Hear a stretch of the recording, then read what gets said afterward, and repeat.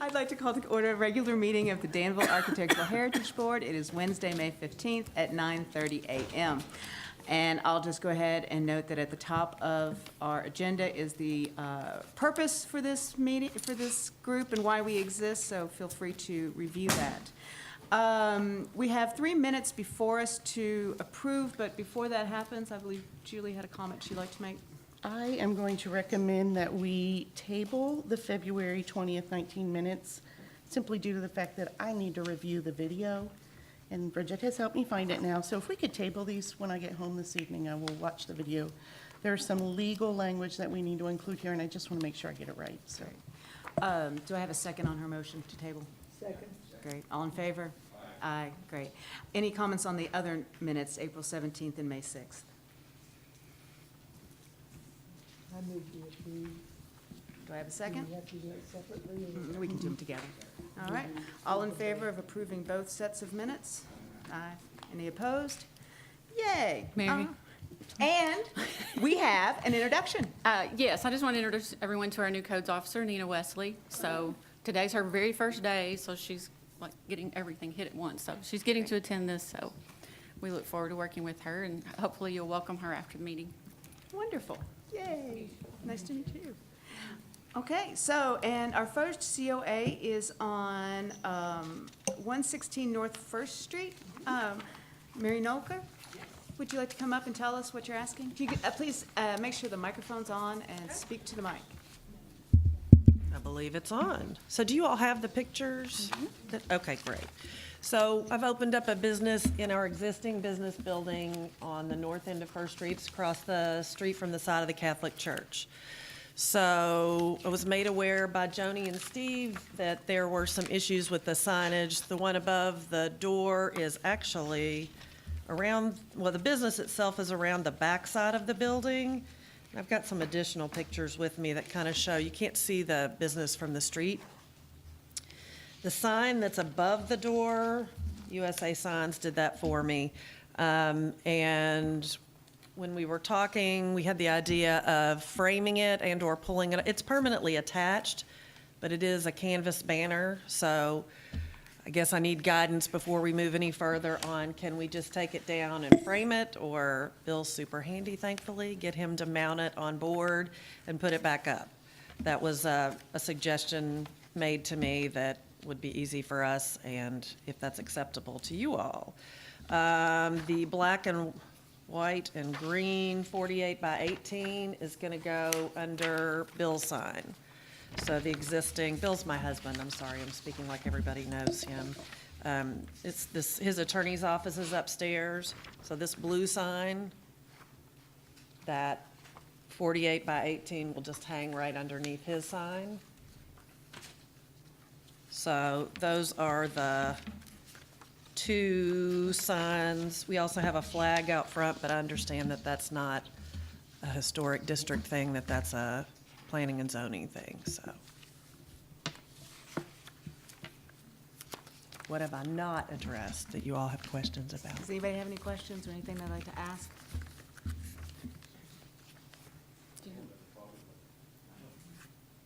Oh, I just want to make sure you'd read the staff report that went with it. So are you removing the request for the blade banner? I didn't realize that should go to planning and zoning, yeah. Well, it has to come through us first. yeah, Okay, And we're the ones, the blade sign, the flag, the feather flag. yeah. Flag does not exempt from your all's review. Oh, okay. I'd have to explain that. Do you mind stepping up to the microphone and saying that? Yeah, we had to get some explanation on all these And I definitions appreciate of you- these. Yeah, So, well, we let- appreciate and you I being made, here. I don't know if it's more appropriate later, because you got her case and others, but I made a copy of the sign ordinance. It's in the process of changing. And I've got that for you guys if you want to walk through it, but I have to kind of explain, because temporary signs actually aren't under your all's review. You guys are approving the way the design guidelines read and our rules. You're approving permanent signs, wall signs, projecting signs, but temporary signs, I think there's a misconception, you can't do temporary signs in historic district. What you can't do in historic district is has freestanding banners or banners in general. But you can't, there's multiple other kinds of temporary signs that are allowed in the historic district, and they've been in the ordinance way on back. Those temporary signs have to come through us, And the reason why they really wouldn't go through you all is because you guys are approving permanent things on buildings, whether they be facade changes or doors. Temporary signs are gonna go out and come back. And there are options to do temporary signs, they're just not banners. That is a sail feather flag or wind flag or whatever you want to call it, wind sign. And those are allowed in the ordinance as temporary signs, but you got to get a $25 permit from us. Is there a time frame for those? 60 days, Okay. and then actually we've revised it. It's going to be 30 once we get the other half of the sign ordinance. It'll go to 30 3 times a year. Great. But right now it's 60 days in total. And some applicants come in and get a temporary sign maybe for 7 days and don't use up all their 60 and then put it back up for another. That's kind of how it works around town. Who's exempt? Well, it's more confusing. And again, I've got this to walk you all through. I can do pretty quick. I don't know if we want to wait till her case is kind of thought through and do it at the end, or if you want me to do it now, I'd be glad to show you what the ordinance says and explain how actually the other sign too, how we're kind of interpreting technically the banner on the back of the building. Well,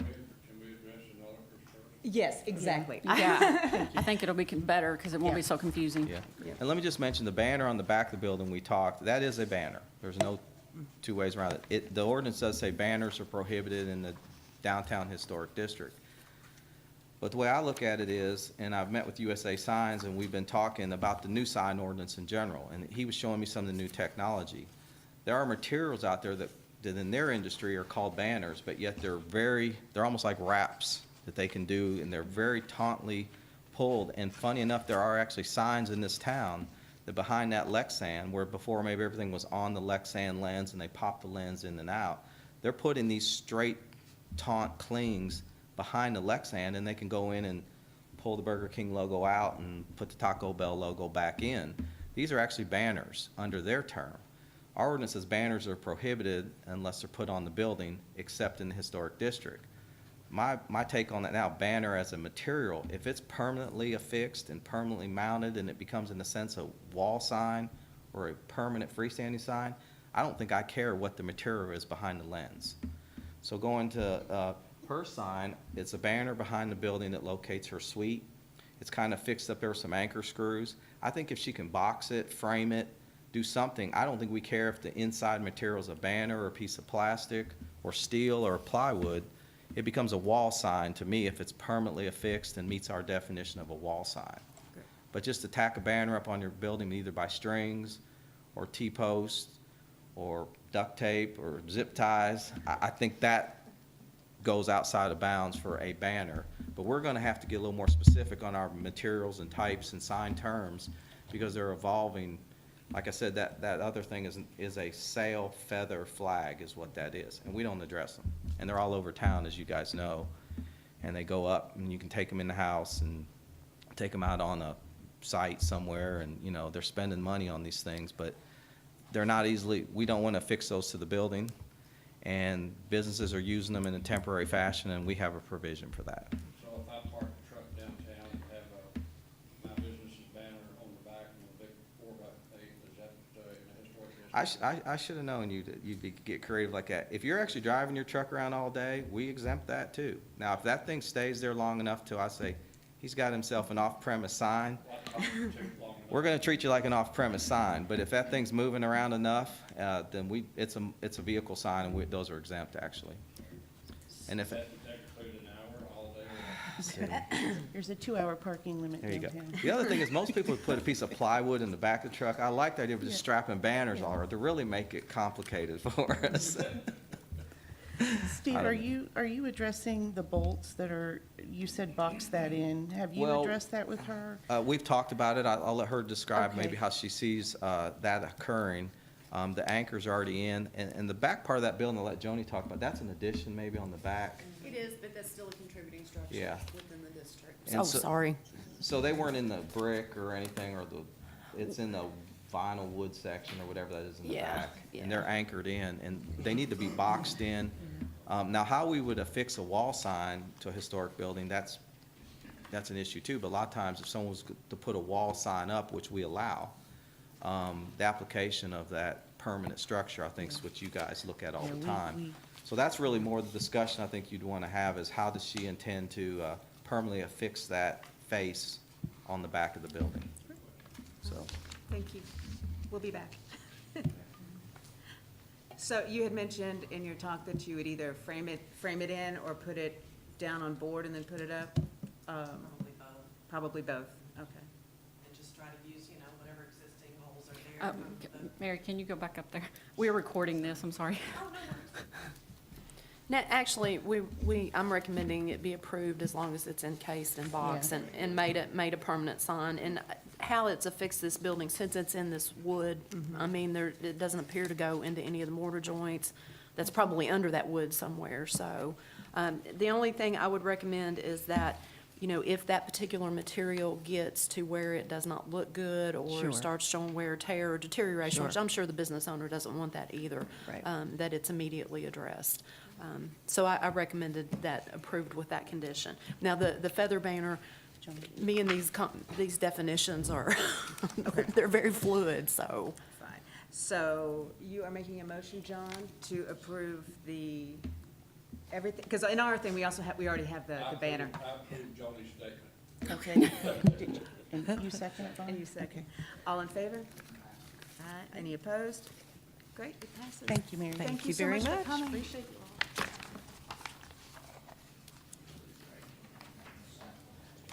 I know. All righty. And he's running away. Okay. He's coming back.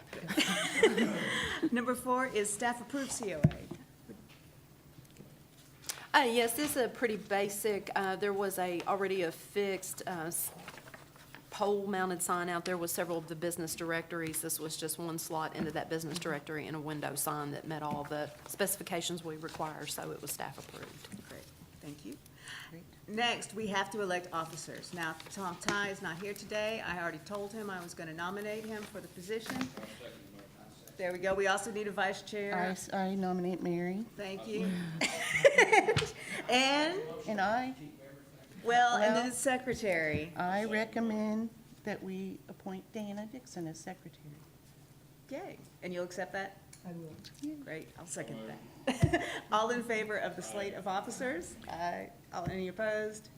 All right, we have So- officers. So did you get all that, Tiffany?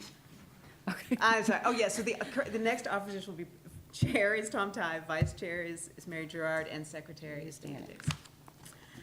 And then discussion of the CGL grant. Yes, we got it for the Yay. art symposium. And I would like to talk to you guys about, I am not a graphic designer or very well versed in the art world at all. I can arrange for us a trip to Cincinnati and see all of that.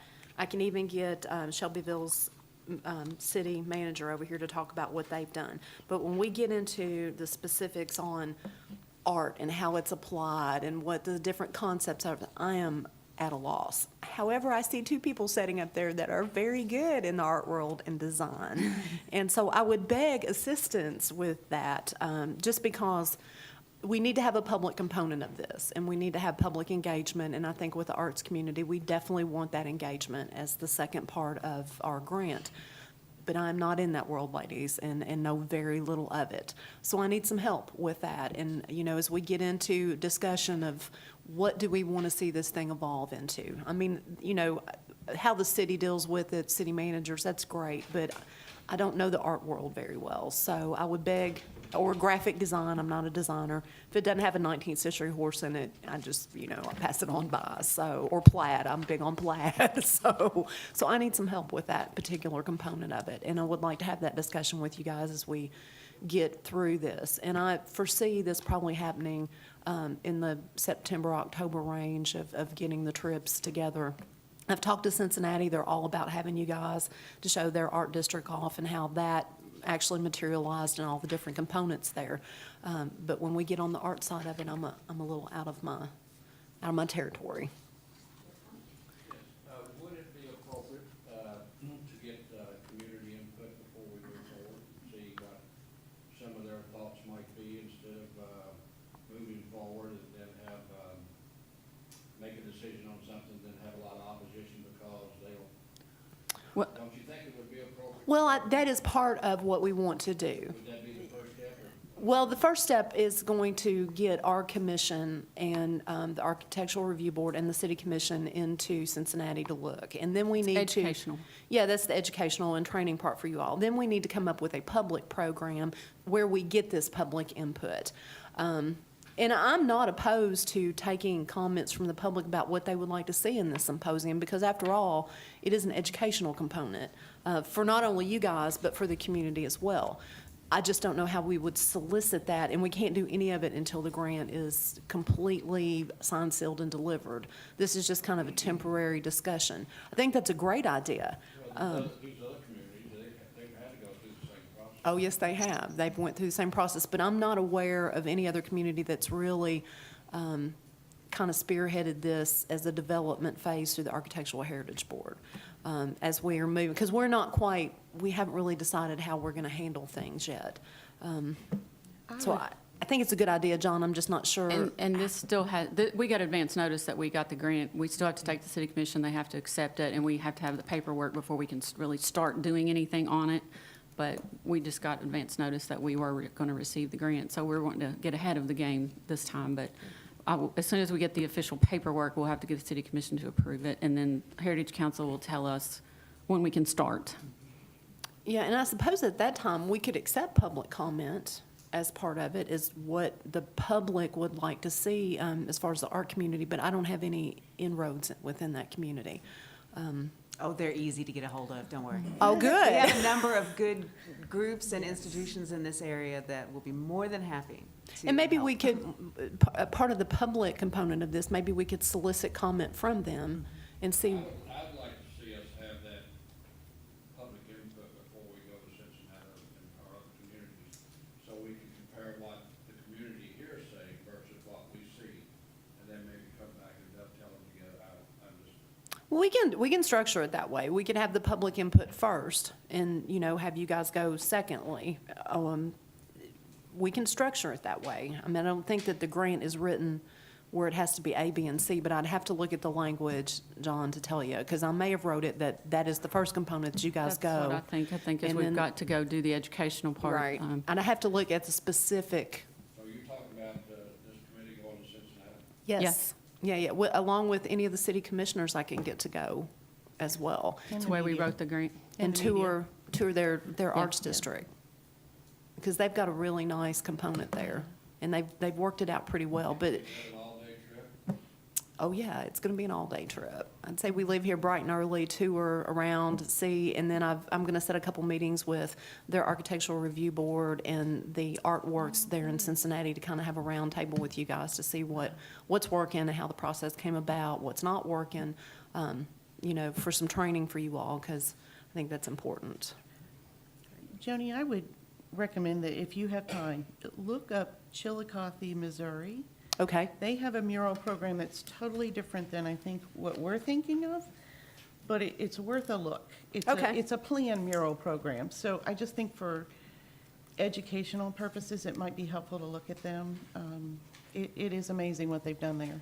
and there's parts of this grant that's written that we can bring people in from different places to talk to you guys and talk to the public as well, so that might be one of the people that we could get to come in and talk. I think know. you'll be blown away by what they've Okay, done. I'll have a look at so, that. Yeah. Because everybody has, the one thing about the public art programs, they're all very unique to their own communities. And then that's where we need to form this, is a cooperation between all these boards and the community itself, so that we can make this a easier process in the future.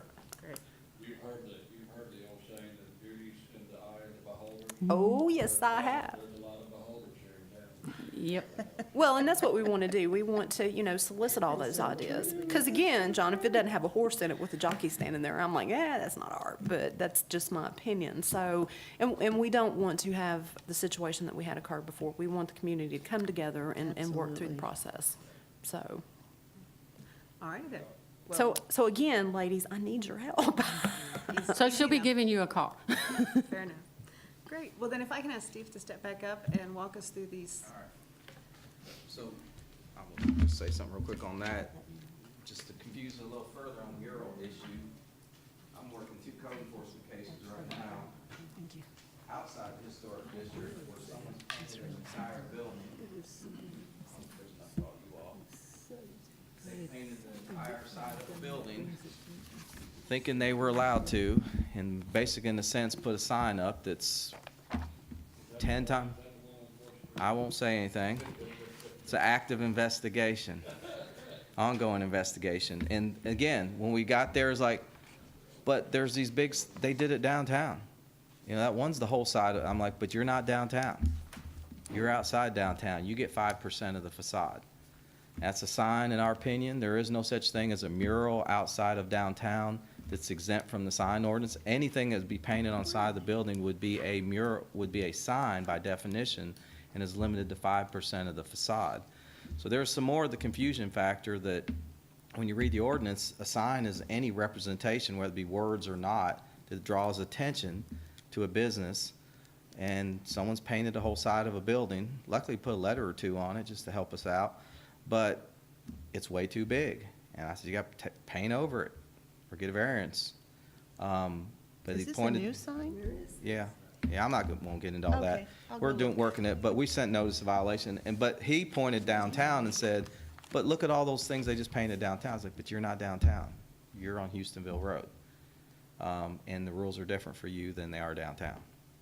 So that's the other small piece of this, that, you know, we're treating public art different downtown. It's exempt from the sign rules, as I think it should be, but it's confusing to business owners that, well, you can paint a whole side of a building downtown, have words and not have words, it's public art. You get outside of downtown and you get 5% of the facade, which is a really small piece of a building side if you think about it. So that's part of this too. So real quick, I'll just walk you through this. I highlighted just the things I'm going to talk about, and I'm going to go super duper fast. But I want to point out the city passed the sign ordinance revised in 2012. It does not match what's out in the county or the other cities. And in doing so, there were some typos and some other little problems, and I'll explain real quick that's made this a problem. But we have amended already all the definitions. So the zoning ordinance has gone through the first phase, which was Articles 1, 2, 3, and 6. And 2 is definitions. So all the old sign definitions that were part of this 2012 amendment are now gone. So only thing that's left of the 2012 amendment starts with the Article 13 verbiage, which deals with signs. So the definitions that we used to have for signs are all gone. They're all changed. They're more modern, but the rules are still in effect. And these are the city rules versus the county rules, so that's confusing too. But just to start with, this is Article 13, and the first thing I highlighted on that first page, and this would drive you crazy, I'm glad no attorneys are involved, but right there it says the word exempt signs, 3.13.3, and it's got all these rules on the next few pages. Under a section in the ordinance that says exempt. My question is it exempt from the ordinance? Is it exempt from the rules? Or is it exempt from permits? It's unclear. But yet we have all these rules that start, and on the bottom of 6, and go on to the next page, there's the thing on banners on M. If you go to page 7, it says 7 of 27. Right there's a rule on banners under a section of the ordinance that says exempt. What does that mean? You know, I served on that 2012 You thing, know what I and I mean? can explain why this is, Yeah. just for your background well, I know knowledge. it's supposed to be no permits. Everybody that was on the committee had their own pet thing they wanted in, Sure, and it all worked into exempt signs. but what does that mean? And it was just Does that mean we have to- satisfying every constituency that sat on But that did they have to, committee. does that mean they have to follow the other rules? It meant if you wanted to put a banner up and it met this. You don't need a then permit? You don't need a permit, Well, yeah. where does it say all that? But I don't know, I left So- in the middle so- of the process, but I do remember this came from every Well, sign there's- company and everything. Well, but I've got business owners who are saying, no, what it means is I'm exempt from the sign rules. Exactly, that's what they I'm wanted. exempt from the zoning ordinance. Yeah. I'm exempt from I the remember that. non-conforming rules. I'm exempt from Article 6, the non-conforming, the maintenance rules. That's what they're arguing. Again, we're gonna fix all this. And then right there, you hit right on the first thing. As you guys know, backing up on 6, that number L and then M, there's a Supreme Court directive right now that's making us change all this. It says you can't discriminate. Free speech is the highest level. If you have to read the sign to know what the rules are, the Supreme Court has said it's invalid. So you can't have rules for the historic district. You can't have rules for nonprofits. You can't have rules for daycares and churches. If you have to read the sign to know what the rules are. The Supreme Court directive has said it's a violation of free speech. And so our sign ordinance that we're drafting is going to be more generic. For example, it'll just say, residential districts shall apply to this. And that'll catch what would be in a residential district. Might be a campaign sign, might be a yard sale sign, might be a hair salon that got a CUP, might be a daycare, a church. We're going to have to write rules that are real generic. And the only thing we can regulate going into the future is pretty much how big and how tall. But the content is free speech. So again, I can't have a sign for daycares and then have a sign for churches or nonprofits. Those days are gone, and all this verbiage is going to be gone here by the end of summer as we put the new ordinance forward. But right there in the M is the one that we just talked about. It says banners are limited to 2 per business, and they pretty much can be on the building. There's another question. Do those require permits? Doesn't seem like it. Is there a timeline on those? Doesn't seem like it. And then it says that in the historic district, you can't have banners. But it only says banners, and later on in the ordinance, I'll show you there's dozens of other temporary signs you can have. It appears you just can't have a banner in the historic district, but you can have all other kinds of signs. And there's hundreds of temporary signs. There's yard signs, there's wind signs, there's menus boards, there's all kinds of things, and I'll show them to you in a second.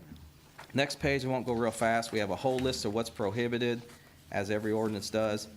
Next page, we have the general provisions of what's allowed, and I want to point out that item D on page 9. It says neon lighting and tubing or lighting that simulates appearance of neon tubing may be used or as permitted, except in all areas except in the downtown historic district. Except further on the ordinance, it says you can do it. So here it says you can't have neon tubes, neon lighting or tubing or anything that simulates those, but later on the ordinance, and specifically in the historic district, it says you can, but here it says you can't. So this is the one that gets used a lot that says you can't, but I'll show you where it says you can. And this is different than channel lighting, Yeah, right? but it says later in the ordinance you can do it Okay. in the historic district. And I'll show it to you. Crazy. And then G down there is another except in the historic district, and we won't even get into that. That's how you mount a box sign and how big the box can be, and you guys can cover that with your design guidelines. I But got a question, if I may. yeah, go ahead. What about the signs that go in the public right of way? Prohibited every time. What happened? Why did they stay up so long? Because they're the control of the jurisdiction that they're in. We have rules that you can't put them in the public right of way. I guess back in the day, used to go pick them up, but that turned into picking up signs means you have to impound signs because they are someone's private property, and we've been challenged on that. So the common way we do it is, and Amelia's here, so I don't want to tell her everything, because I don't want to give all the secrets out, you know. But the junky yard signs that are out there that we know no one's going to come back on us, you know. There's an auction sign located in the intersection. Yep. of Fourth and Yeah, Back. it'd be a violation, and it's the violation of the controlling jurisdiction. So if it's a city street, it's a city violation. If it's a county road, it's county. If it's state, it's state. We'll go pick up the little yard signs and say, we buy gold, we wash houses, because they're not gonna come sue us over that. You go pick up a $300 sign or $400 sign or $100 sign, next thing you know, the way I understand it, the prior director was fishing one out of the dumpster one day. I mean, they want those signs back. They're mad you picked them up. They were a violation, but there's been all kinds of court cases that we can't just take someone's property and throw it in the trash.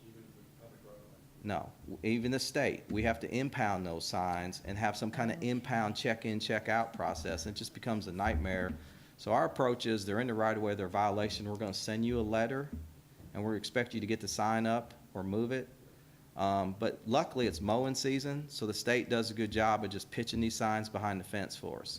They'll just pick them up, throw them out behind the woven wire fence, and that's kind of how they get handled. They're out of the right-of-way, they're just laying off in a ditch somewhere, as they should be, but they're all violations. If they're on poles, they're in the right-of-way, they are a violation. Any kind of sign, whether it be a campaign sign, real estate sign, temporary sign. We went out this week and picked up a bunch of those little yard signs, and the trash guys get mad because we throw them in the dumpster and all that wire's in there. You know, we probably should recycle that, but we just throw all those signs away, all those little yard signs, and the trash guys aren't real crazy about us. When they pick them up, they're not crazy about all that wire being in there, but we just do it. We just pitch them, we pick them up, throw them away. That's what we do. And we do that, we make a run around town every few days and just check out and look for them, and we get rid of them. That sign, that auction sign, we didn't pick it up. We figured the auction will take care of itself. And that sign's probably valuable enough that the auctioneer will probably come get it right after. They tend to go away as soon as the auctions are done. But theoretically speaking, I could advertise my business out here on the bypass and right away, and you all wouldn't bother. Well, Have it there in 3 or 4 days. Well, we're complaint driven, and it's funny enough, the auction signs, real estate signs always fly under the radar. That's my point versus. But the commercial signs, your competitor will turn you in that very day.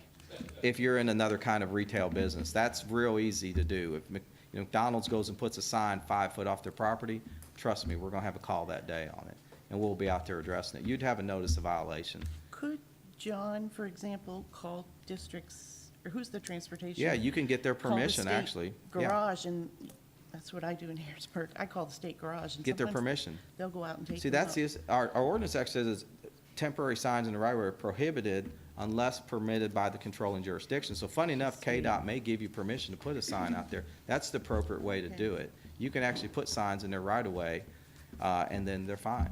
That's why we gotta be careful when we go pick them up. They could have got a okay from KDOT, so we really need to send a notice and I have didn't some know that. communication. That's important to know that. Yeah, you can get permission from them. They're not typically gonna let you do them at the stop sign, but they'll let you put them in the right of way if maybe if it's back off the edge. So we always gotta be careful before we pick up the sign. So moving on down to page 11, real quick, I wanna show this. 13.6 says permitted temporary signs. So what you see here is a strikeout underlined version. So when the city ordinance was changed, these are things that changed. They purposely left a provision in from the '04 ordinance that deals with temporary signs. So there's some discussion here in town that somehow we can't do temporary signs around town, but we actually have a provision that says you can do temporary signs other than a banner up to 60 days if you get a permit. It doesn't say where it can go. It can go out in the yard. It can go on the building. It could go on the fence. Banners are limited to 2 per business and must be on the building. But we have a section here, 13.6, says permitted temporary signs. It gives no description of what those signs are, what kind those could be.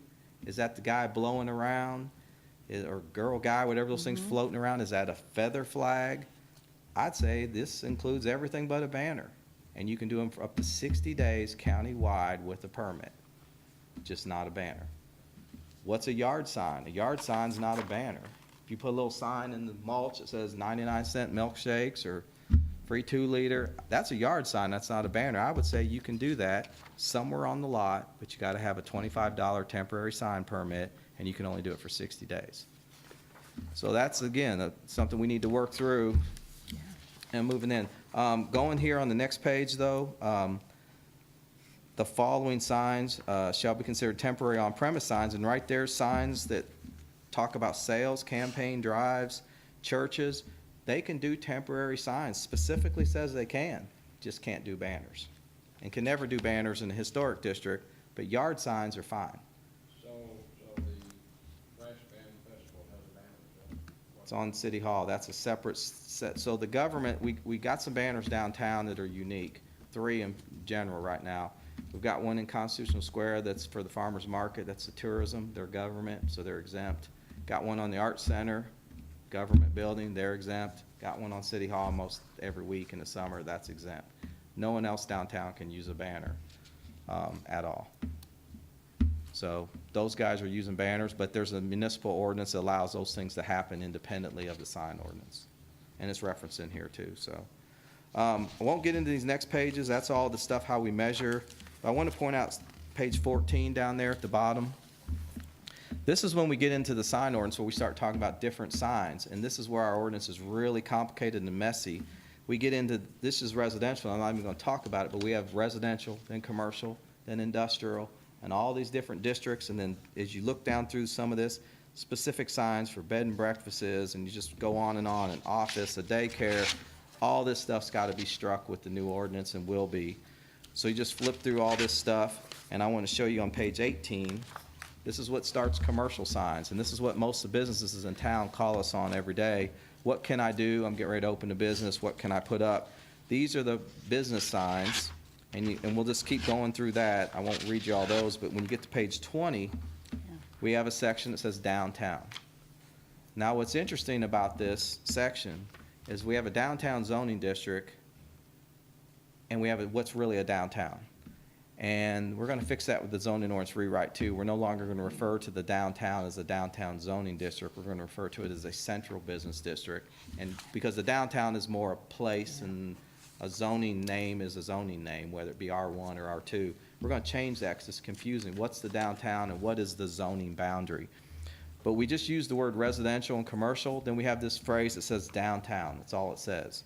And it really is the historic district. If you read the next sentence, the downtown in the zoning ordinance is defined as the historic district. And this is where all the rules come, and I want to point something out. This is a pretty major typo here on the next page on 21. You see where I wrote 10 out there, comma, or question mark? It says individual entities are permitted up to 3 of the 8 types of signs, but there's actually 10 listed right below there. I see that. So in the historic district, this is surprising some people. You can actually have 3 kinds of signs on every single business. And I've listed them right there, what those kinds of signs are, but I also want to make sure we say, but everything's still got to match the design guidelines and come through your protocol. You guys are approving COAs on all permanent signs, all wall signs. So, go ahead. Kind of interrupt you again. So if I own a business downtown, and I got a door, the size of those 2 doors there, and I've got 25 agencies in town who want to put up a sign that's square, and I cover that whole door. 25% of the glass, but it's all the glass on the building. So you're looking at the one door, design guidelines is referencing it, but the zoning ordinance is saying it's 25% of all the windows you have on that legal building you have.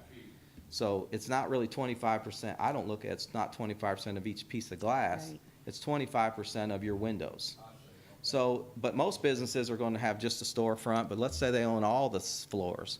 It says 25%. So I guess in theory, just to be fair to people, if you want to cover up this whole window and leave this one, but at the end of the day, we're measuring 25% of all the glass, and signage can't take up more than that. Now, but what's confusing is, you hit on a good point. Every business downtown has a different kind of lot. Some of the buildings are lot corner to corner. They don't have yards. The lady we just heard from is very unique. She has a yard tied in with a business downtown. So some of these signs will never work because of your physical structure. You know, you don't have grass, or you only have 1 wall. Some have 3 walls. But you get 3 of these 10 types of signs, and I highlighted it's wall, projecting, canopy, cast, cut, dimensional, window signs, and there's the window verbiage, awning signs, electronic signs, directory signs, interior LED signs, and right there's the neon open. So again, under that 13-16-9, again, you can have a neon tubing sign, it just has to say the word open. Yeah. Can't say Budweiser or whatever, so, That but you was can a- have that kind yeah. of sign. I have to ask, in Tut's restaurant, it says something like Budweiser and neon in their window. Well, it's not a neon sign, it's an LED sign. Oh, so. And you guys, but- it says electronic signs right above it, that you can have those. I see. But and it's in the window, so we don't regulate the things in the window, we regulate things on the window or outside. Okay, so that's the difference is. And that's what's the interesting about this interior one in 13-16, we really don't need to be involved in these interior signs, that's tricky. We're about exterior signs, but we'll address that in the new ordinance too. Okay. So that's the difference, is theirs is electronic. Is it actually a neon sign, or is it an LED sign, or is it just electronic message sign? 13-16-7 says we can do those, and they can have channeled letters, it says. So that's a little confusing, and they can be pretty big. It says you could have one up to 32 square feet, which I don't know where that would be, and hopefully we don't see that. And then there's menu signs, and then the very next page, 24, is the big one, and I'll finish with this. This is in the ordinance, and it says right there, temporary signs permitted in the historic district. And I said earlier, I don't think you guys should be giving COAs on temporary signs. I think in theory, if you wanted to, you could, but there's no clear direction that you do COAs on temporary signs, but there's clear direction that you do them on all those permanent signs. I don't think you'd want to do those, but I guess you could if you wanted. I think you have the authority if you wanted to regulate every temporary sign, but it'd be kind of tricky because they're going to move, Yeah. they're going to go in, come out. But right here they are. These kind of signs are allowed in the historic district, and right there, A-frames, sandwich boards, flags, wind signs, upper story signage, illuminated signage, and then we get to industrial. So actually, you can do all kinds of temporary signs, but I think they're limited to the 60-day provision, and you need a permit. There was this A-frame and the flag sign, that was all public input that came during that 2012 process. The businesses wanted A-frame signs. Sure. And they wanted those flag signs, and so a lot of this Sure. was just put in there because the public wanted it. I get it, and that's Yeah. fair, I think. But the question is, what is a sail feather flag? Right. Is it a wind sign? It really is a wind sign, but it's not like our wind sign. There's a lot of industry terms that are evolving out there, yard signs and these cling signs, and, you know, there's just a lot of product out there that we don't address. I showed Joni before the meeting, we're just gonna define temporary signs as basically anything that's not permanent. We're not gonna try to figure it out. Our new definition is, a temporary sign is anything that's not permanent and is limited to X number of days so many times a year and needs a permit. Because you may have a grand opening, guy puts a balloon out there, streamers, tags, things that spin, move. What's a temporary sign? They're all we got one business right now, he's got, I think, every bit of that. Burger King's got things put on top of their building over the weekend. They look like flags, but they're not red, white, and blue. Luckily, they're green, yellow, and red, and they're all violations. So we went out there and told them they need to take all the flags off their buildings. Steve, I have a question. On the flag and wind signs. Yep. It says no page- commercial logo. Right, that's Yeah. what I was going to ask you. I How think- does that fall with the Supreme Court ruling? Well, that one's gonna be tricky, because I don't think we can then say that. I think I wondered about in the that. front page of your design guidelines I showed, or Joni showed me, you guys have that exact picture of what those flags and open signs are. Yeah. I think down the road, we're not gonna be able to say the flags can only say the word open, or can only say, or can only be a color logo and not words. I think we're gonna either have to allow non-governmental flags as temporary signs or not. Okay, so it's either going to be, you get in, it's all in, or not That's at all? what we gotta do. Okay. And we're working towards that. We got to, in fact, the chamber's working on a meeting, might have after Memorial. We're gonna engage all the chamber membership, and they're putting together, we're probably gonna meet at intercounty, try to get everyone and show them what we're proposing with the new sign ordinance. We're gonna have to, it's gonna sound like we're loosening things up. It's not because we want to, it's just because the Supreme Court directive is gonna make us be more generic, which in a sense means we can't really pick and choose these things. We're gonna have to just say, if you can do them, we're not gonna describe those type of things. If the businesses are gonna allow temporary signs, then we're just gonna say they're temporary, and how many days, how big, and how many feet. So would it make sense for us to be thinking about that? Because it, truly, in the downtown, not everybody can put those feather flags up anyways. 'Cause they don't have a If you- yard. Right, Yeah. so maybe do we need to be thinking You about? could, I looked at the design guidelines as I've been working through the zone ordinance. I don't think they're too bad, because you really don't get into too much Right, detail on purposely. size and heights. They're just kind of some terms, and I think they fit most buildings. And then the zone ordinance may catch the others, but you could, and I showed Joni this, we can actually prohibit some things potentially. Okay. I think we'd have to be careful on if we start to describe types of sign, that, I haven't read it in here, but, is it with the American flag and the state flag? Yeah. That's all exempt. absolutely, yeah. I had a business one time that put this weird flag up for the business and above the business, and it was, again, it's above the roof line. We said, hey, it's got your logo on. He said, okay, fine. He put an 80-foot pole up with the biggest American flag he could buy and said, now what are you gonna do about it? I'm not gonna do nothing about it. It's actually a trailer park. Because it is exempt, and you'd be foolish to go out and say that's a violation of anything. I had a car dealer once put up about 200 of them on the lot. Every light pole, every antenna, and he had all these banners, and we said those are a violation. And he said, fine. He changed them to American flag and said, now what? We said, they look good to me now. Yeah. There was an article that I read that Trump owned, President Trump owned a piece of property in Florida, and he went before the city, people went before the city, he wanted to put up a 30-foot flag pole, put the flag, American flag, and with his business below it, and they denied it. So they said you can't, it can only be, it has to be shorter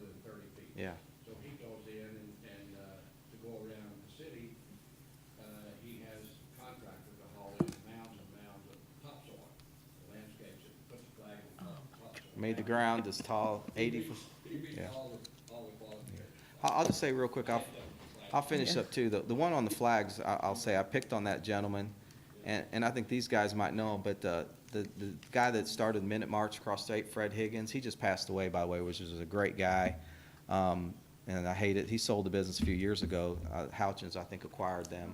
But he's the one that put the 80-foot American flag up there just to let me know how you get around the zoning ordinance. And I thought that was a pretty good one. But we cited him on the Cup of Joe logos he put all over town, though. But he just passed recently, so he's a great guy. But we'll figure that out down the road. But I hope that helps you guys a little bit. Yeah, this is Great, great. thank And we'll you just so keep moving much. on. Okay, thank you. Appreciate Thank it. you. All right, then. Well, we have had the crash course and everything. Did y'all consider the workshop? Yeah, could this be training? The workshop has to be approved by the Heritage Council, so. But if they have a chamber workshop, Oh, could we we get could submit that it. approved? We could submit it. Oh, that would be great. Great. All right. We have nothing else. It was 15 minutes. He We didn't talk didn't get that it long. pre-approved. And it, not pre-approved, and it's not even an hour. Yes. How was the They last wanted an workshop? update on the workshop. We had a few attendees. They were very interested. I personally learned a lot, and the folks that were there stayed until about 2:30 with lots of questions, and Great. hands-on and stuff. So it was okay. I would have liked for it to have been more heavily attended. So I think in the future, as we look at workshops, we need to get a little more creative with how they're presented, and maybe electronically and in different ways to do it. Great. I do think she's been recruited to come back and do a full 3-day workshop somewhere over on Maple Avenue, maybe. So hopefully I told her to let me know about that. She's very good. She can glaze a window like I've never seen. And what was her name again? Kelsey Gray. Kelsey Gray. Yes, she works out in Paducah. She's currently working on Alvin Barkley's house out in Paducah, so very cool. Great. All right. Do I have a motion? John and Great. I. Meeting adjourned. Thank you all. Thank you so much.